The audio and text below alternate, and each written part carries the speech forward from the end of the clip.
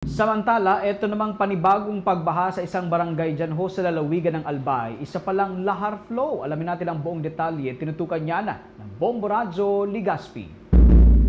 Kinumpirma ng Philippine Institute of Volcanology and Seismology o PHIVOLCS na lahar flow ang nangyaring pangbaha sa barangay Masarawag, Ginubatan, Albay noong nakaraang araw. Ayon kay PHIVOLCS Volcano Monitoring and Eruption Prediction Division Chief Marton Bornas sa panayam ng Bombo Radyo Ligaspi na batse sa datos sa kanilang weather stations ay umabot sa mahigit 85 mm ng rainfall sa loob lamang ng 6 na oras ang naranasan sa nasabing bayan kaya't nakapag-generate ito ng lahar na rumagasa naman sa nasabing barangay.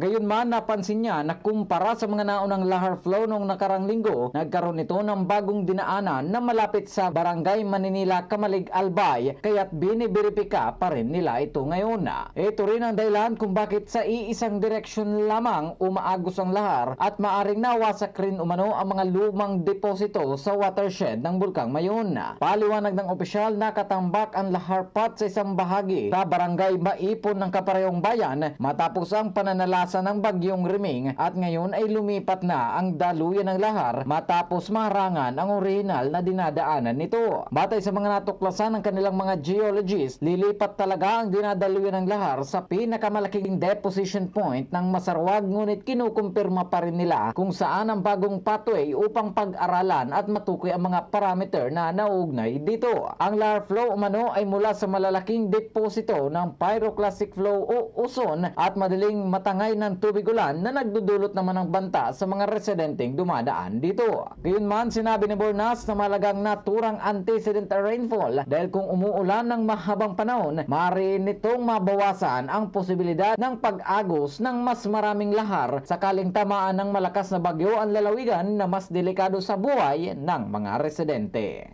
Importante po kasi yung tinatawag na antecedent rainfall. Ito po yung panahon na bago po tayo magkaroon ng intense rainfall. Kung matagal po nang umuulan, saan po sa ngayon? Nakasipsip po ng medyo maraming tubig na ang ating mga erodible sediments sa watershed, ay isang malakas na lang po na buhos kahit po maikli ay pwede pong maano dyan, no?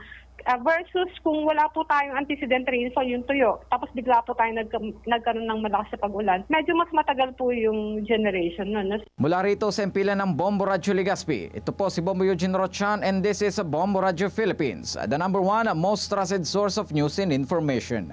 Basta Radyo, Bombo! For the most trusted source of news and information, visit our website at www.bomboradio.com. Follow us on Bombo Radio mobile app, Facebook, YouTube, TikTok, and X, formerly Twitter. Like, share, and stay connected. Anytime, anywhere.